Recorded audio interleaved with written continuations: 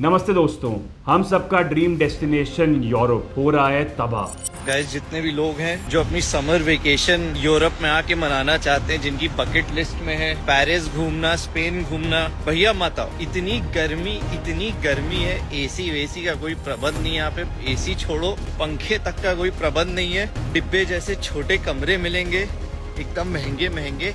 Europe is facing a perfect storm.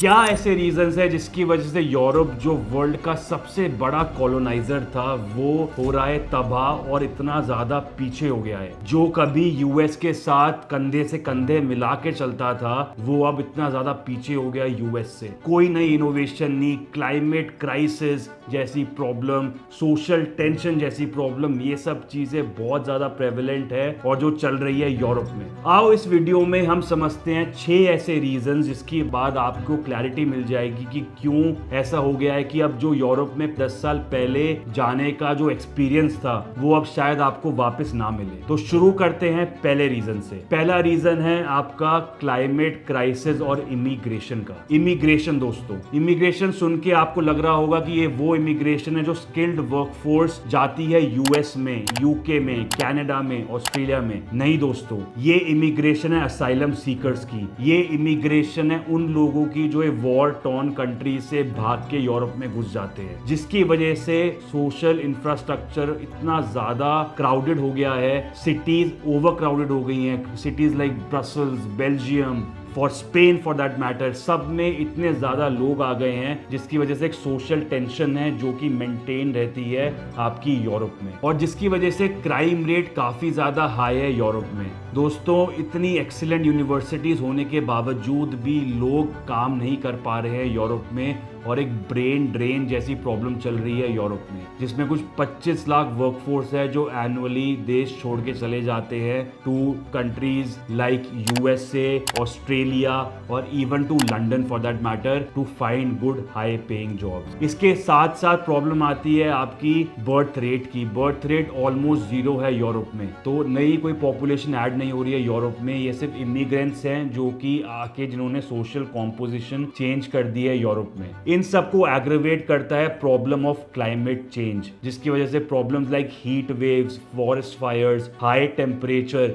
ये maintain रहता है यूरोप में, और टेम्परेचर कुछ 48 डिग्री सेल्सियस तक पहुंच गया है in countries like France. Second major problem है वो है एनर्जी क्राइसिस की। दोस्तों, इसको ये समझो कि कंट्री जो यूरोप है उसके पास अपने खुद के रिसोर्सेज नहीं है और वो एनर्जी के लिए डिपेंडेंट है दूसरी कंट्रीज में। अभी तक चीप गैस यूरोप इंपोर्ट करता था रशिया से, but after Russia Ukraine war gas इन्होंने इंपोर्ट करना बंद कर दिया रशिया से। पर अब आती है आयरनी इधर। After closing down their oil import from Russia, Europe ने अपने ज्यादा पैसे इन्वेस्ट करे रिन्यूएबल एनर्जी में। इतनी हैवी इन्वेस्टमेंट करी रिन्यूएबल एनर्जी में कि अब उन्होंने सोलर पैनल्स इंपोर्ट करना शुरू कर दिया चाइना से। मतलब एक कंट्री को छोड़ के अब वो डिपेंडेंट हो गए हैं दूसरी कंट्री पर। दोस्तों, प्रॉब्लम इधर तक ही खत्म नहीं होती है। जर्मनी जो थर्ड लार्जेस्ट कंट्री है in the world in terms of economy, उन्होंने अपना nuclear power plant shut down कर दिया, which was the worst timing ever. Even Volkswagen ने अपनी प्रोडक्शन प्लांट बंद करा जर्मनी में। आपको पता है BMW जैसा जर्मन ब्रांड अपनी गाड़ियां कहां पे मैन्युफैक्चर करता है? मैन्युफैक्चर करता है यूएसए में,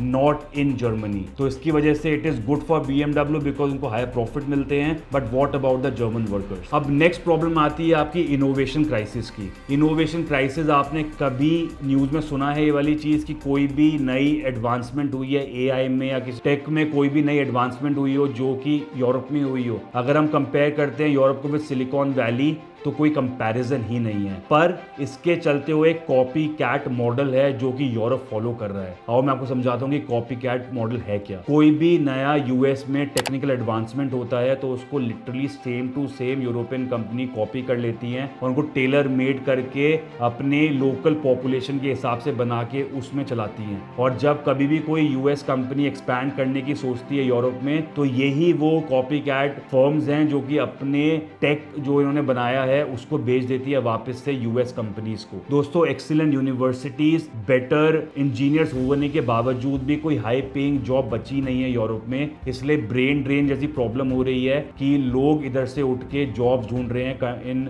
London and in countries like USA. अब इन सब चीजों का इंपैक्ट हो रहा है आपके टूरिज्म सेक्टर पे। और ग्राउंड रियलिटी थोड़ी चेक करते हैं। सोशल टेंशन काफी हाई, क्लाइमेट क्राइसिस काफी ज्यादा है, चाहे वो हीट वेव्स हो, चाहे टेम्परेचर हो जो पहुंच गया है कुछ 48 डिग्री सेल्सियस, चाहे वो वाइल्ड फायर्स हो, चाहे उसके बाद प्रॉब्लम हो आपका क्राइम रेट की, पेटी थेफ्ट्स लाइक पिक पॉकेटिंग जैसी प्रॉब्लम्स हैं जो कि यूरोप में चल रही है इन क्राउडेड प्लेसेस में। तो जिसकी वजह से जो पूरा का पूरा एक्सपीरियंस है फॉर द टूरिस्ट पीपल वो काफी ज्यादा खराब चल रहा है यूरोप में, और टूरिज्म सेक्टर काफी ज्यादा इंपैक्टेड है। और इन सब का मल्टीप्लायर इफेक्ट लेके आता है आपका क्लाइमेट क्राइसिस, बिकॉज जैसे हमने बात करी है कि हीट वेव्स जैसी प्रॉब्लम, वाइल्ड फायर जैसी प्रॉब्लम, फ्लडिंग जैसी प्रॉब्लम, ये सारी प्रॉब्लम्स है जो कि फेस कर रहा है यूरोप इतना ज्यादा कि इसकी वजह से यूरोप में जो इंश्योरेंस कंपनीज के प्रीमियम है वो स्काई रॉकेट हाई हो गए हैं, बिकॉज नेचुरल डिजास्टर्स इतने ज्यादा कॉमन है जो चल रहे हैं आपके यूरोप में। तो दोस्तों फाइनल वर्डिक्ट ये है कि Europe is facing a perfect storm. Climate change is making cities अनलिवेबल।